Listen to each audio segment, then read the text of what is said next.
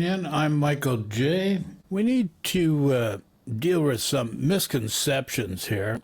And what do I mean by that? Well, we have people that claim they're independent news. There's partisan slant in everything they do. And one thing you have to remember, we have an election coming up, and it's a very, very important election. There is a serious threat from south of the 49th parallel in the United States. It's affecting the world, not just Canada, because our border is shared with the USA, but it's a worldwide problem. It's going to rear its ugly head. It's starting to over the last couple months, and it's just going to become predominantly more apparent as we go forward. And we're going to have to deal with that. But what we have coming up here is people with their certain biases.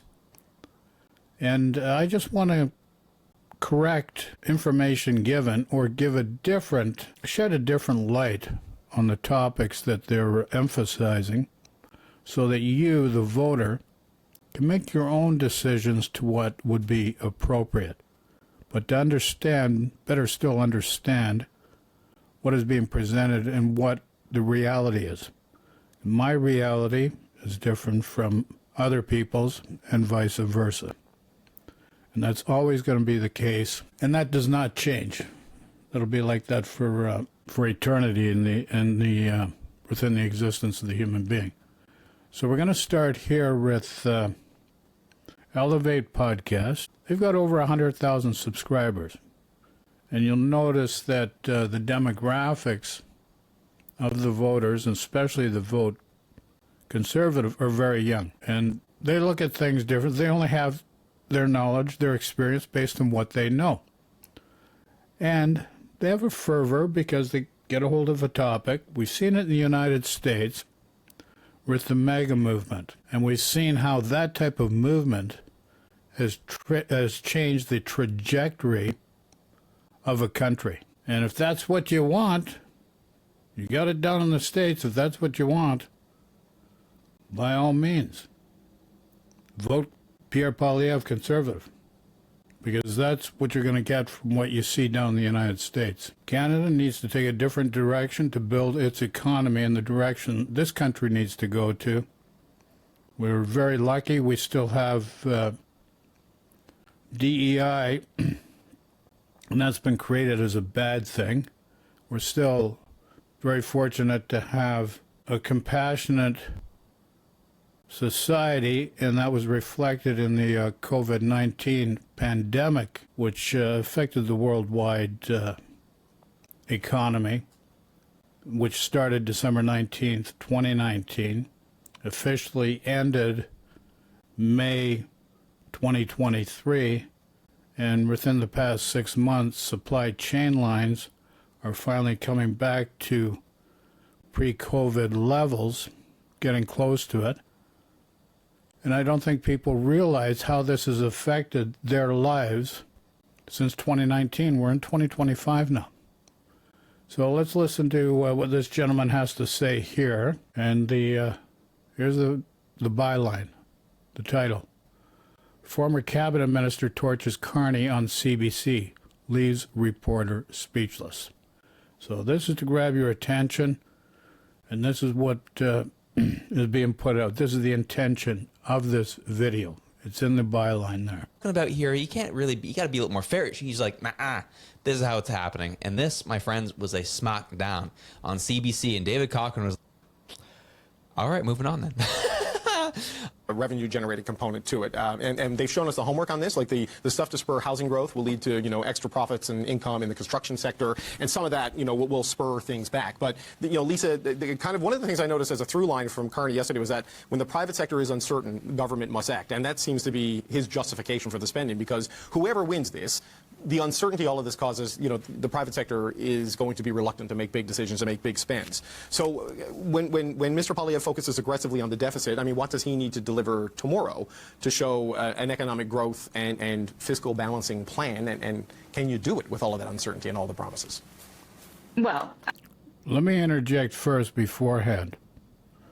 Here we are, it's April 22, and it's what, 4 days after the debate? NDP, Liberals, had their costing platform out to the public the day after the debate.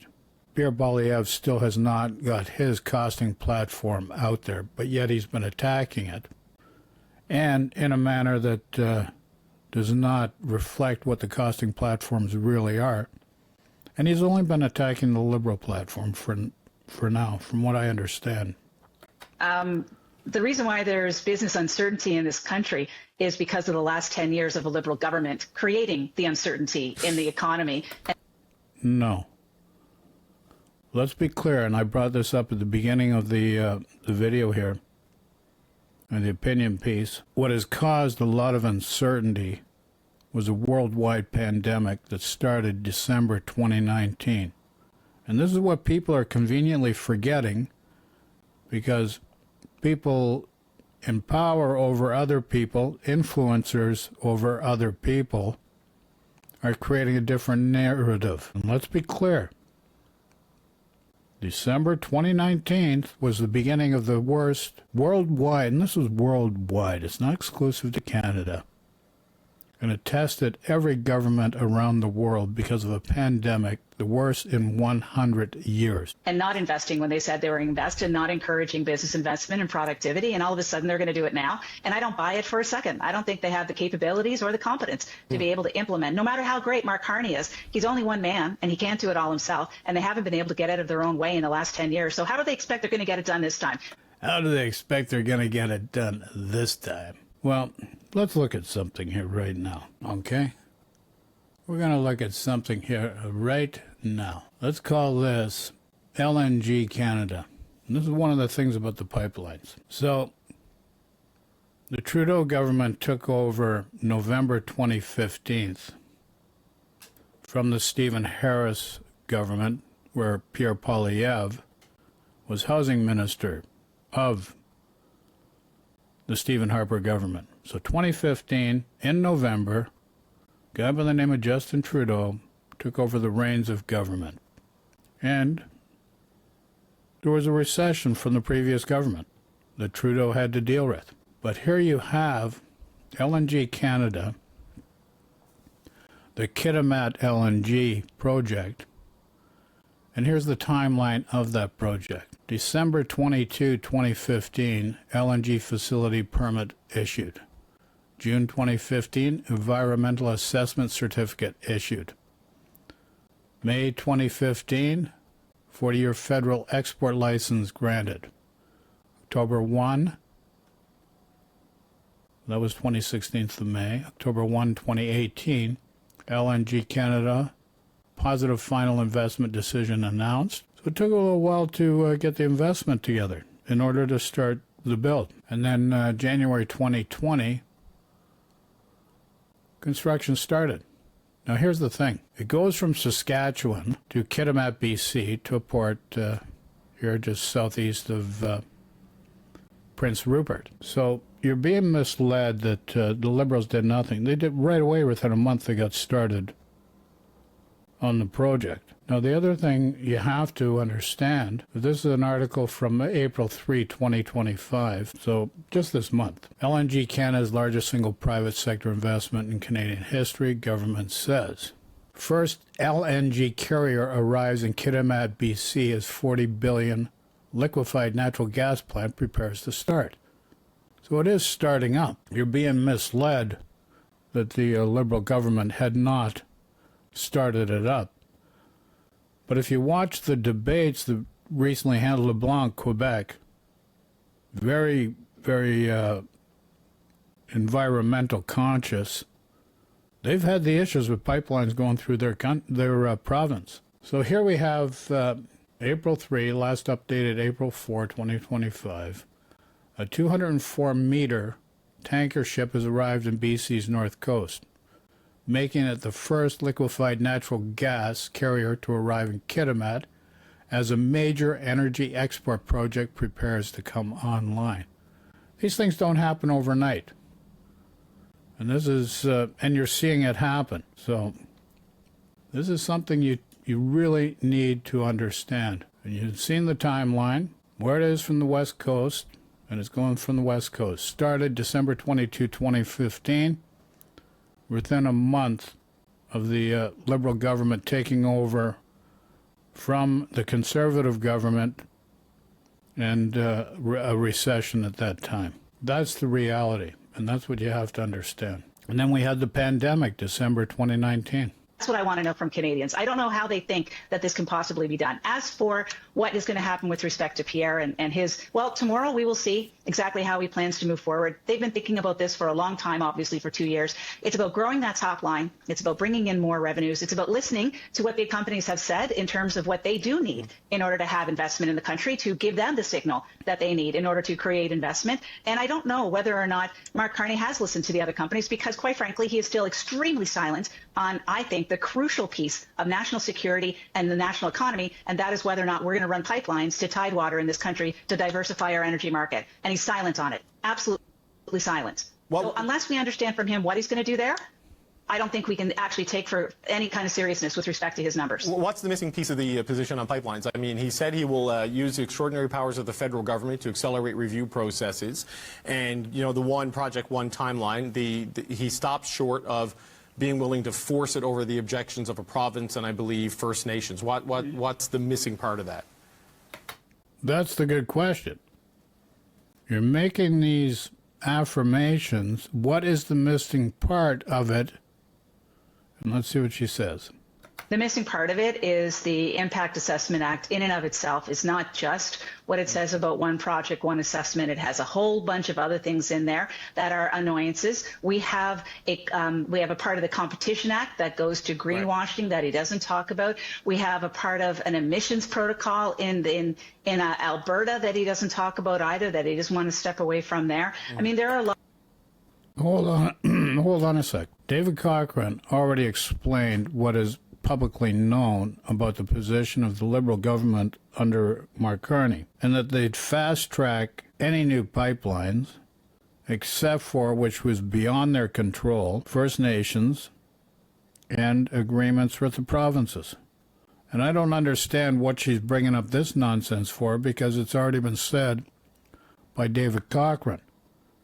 He'll be fast-tracking all the parts of the process, but what's going to get in the way, which is beyond his control, which he pointed out, and that was First Nations, Indigenous people, and their lands, and Quebec, or the provinces. So she's just going off on a tangent, and it has nothing to do with anything because it's been addressed already. It's just putting it's actually brainwashing you, because it's saying, no, that's not what he's saying, even though David Cochrane pointed out he has covered what you're talking about. Your answer, Lisa Raitt, has already been covered with the response from David Cochrane, and why you're going in this direction is pointless. It makes no sense. Lots of little pieces that have ground this country into a standstill when it comes to building infrastructure associated with the energy industry in the last 10 years. Last 10 years. I think from December 19, 2019 to the present, basically, COVID-19, the worldwide pandemic, when the GDP of all countries ground to a complete halt, supply chains around the world ground to a complete halt, has attributed to that event and creating that circumstantial event that affects every person around the world. Let's be honest. Boom. And that was the best part, kind of how David Cochrane kind of framed that whole conversation. Well, you know, you got to spend money to be able to spur the private sector. You know, things are not going well in the economy right now. Private sector is afraid to act. We have a lack of private dollars in the economy right now. We need to start spurring those people on and giving them some courage to do things. That's why we need to spend the way Mark Carney is saying that we need to spend right now. And Lisa Raitt says, what a stupid thing to say. Now, remember what he's saying here right now. And I'm going to explain in great detail as to why it's important that this is very misleading, and you need to understand this. It's very important that you understand what's really going on. And I'm going to pull up, okay. So this is the plan put out by the Liberal government. And this is where you have to understand, where we have to in Canada here, from a government perspective, restructure how we use funds from the government. It explains here, the operating budget, you notice the operating budget in 2021, during that period. The capital expenditure budget, very smaller, much smaller. And this is the issue. When you're spending, doesn't matter if it's a house, business, or government, when you're spending more to operate, or a good percentage of your budget to operate, you can't invest much because it's just going into living. It's no different from an affordability crisis, no different from a housing crisis, because you're locked in to an operating budget, and you can't spend money to buy a house to change the affordability thing, because it's all going to operating. One thing you'll notice is the debt charges, because everybody's going to bring that up. Well, the debt, the cost of servicing the debt. 2021 is 2.5% of gross revenues. 2025, with the revised plan, it's only going up to 2.8%. If you could borrow money to invest in your business at 2.8%, you'd be more than happy. But you'll notice the operating budget is much less. But the capital budget, which is spent to create and invest in your country to create additional revenues, is the most important factor. And that's where the catalyzing investment and growth factor comes into play. And this is what everybody's missing. And the other factor is the tax cuts have to be done carefully. And the tax cuts are the 15% at 2.25%, with the conservative government under Pierre Poilievre, works out to $14 billion a year just wasted in the operating end of the budget, because you're never going to recover that money, and it's not going to create any stimulation to productivity in your country and increase GDP. Now, because of the influence of people, and they want the tax cuts because they think it's going to change their life, the Liberals have to do it as well. This is where we run into a problem, because you're voting in, you're locking into an higher operating budget because of the tax cuts. And so at the 15%, the Liberal plan is only at 1% of 15%. You're saying, well, all the Liberals are doing is stealing the Conservatives' policies. No, they're just making it better. Because the Conservative policy for the 15% tax break is going to cost the country $14 billion a year. Over the course of 4 years, works out to $56 billion. And the Liberal one is going to cost 5.6 or 5.9 billion a year, and over the course of 4 years is 23.6 billion. That's a big difference, because over those 4 years, the Conservative government's plan, just on that alone, that one policy, means 56 billion is just going to be wasted. It's not going to produce anything to benefit the lives of Canadians, to make their lives more affordable or impact the housing crisis either. So you have to understand that. That's just the way things work. And you're being misled. And this is what you need to know. Just saying, folks. But the thing is, you get caught up in these platitudes, these slogans. And unfortunately, Carney, being a former banker, he's not going to excite you. And I'm going to tell you something else. Excitement is not going to make your life better. A balanced, pragmatic approach to actually reversing how money works within your economy to benefit stimulus for growth of the GDP, that's what really makes the difference. It might be boring, but it's going to work for you. So let's get back to the video. Let's just finish it off. Only reason we're here is because of the fiscal policy of this Liberal Party over the past 10 years. Are we just going to fall asleep on that? Or what are we doing here? You are falling asleep listening to what Mr. Elevate Podcast, Josh, is saying, because I just explained in detail how the money works with the economy based on the policies of the two different parties, the Conservative Party, the Liberal Party. Lisa Raitt is misleading you as well as Josh to how this works. And this is where we're at. It's hard to get properly balanced information to make your own decision here. And, David Cochrane again came right back. Well, she talked about pipelines, and is he going to get real serious about pipelines and actually getting our resources out to different markets? Clearly not if he's not going to repeal Bill C-63 and the pipeline bill. If he's not going to take that away, then how... C-63 is not a pipeline bill. Pierre Poilievre has been saying it's a kill the pipeline bill, but no, it's a economic. It's not economic.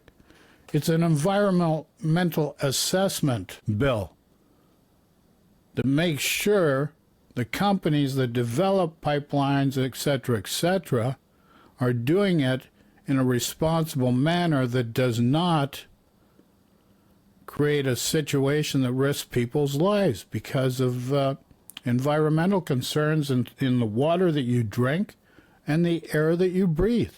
That's all it is. And they claim it's a pipeline killer. A life is priceless, much more than the price of any pipeline. A life is priceless. And we can deal with these pipelines in a prudent and balanced and responsible manner. And that's all that we're asking. And that's where it's at. So we're going to leave it at that, folks. I've explained what I needed to explain. You need to look at the facts, do your research, make a decision that helps you and your family, and also, not just yourself, your neighbor, and your country. What's going to serve the country best to make your children's life better in the future? And that's what you do today is going to set that pattern going forward. Yesterday's gone. Future's not here. All what you do in the present time affects what was and what will be. So deal with the present, what's best for the present, what's best for you. Anyway, the sun is coming out. Didn't pull the blind down. That's one of the things that happens. So, I'd like to thank you for watching. Questions, comments, throw in chat. Sending love and peace to everyone. Take care. Ciao for now.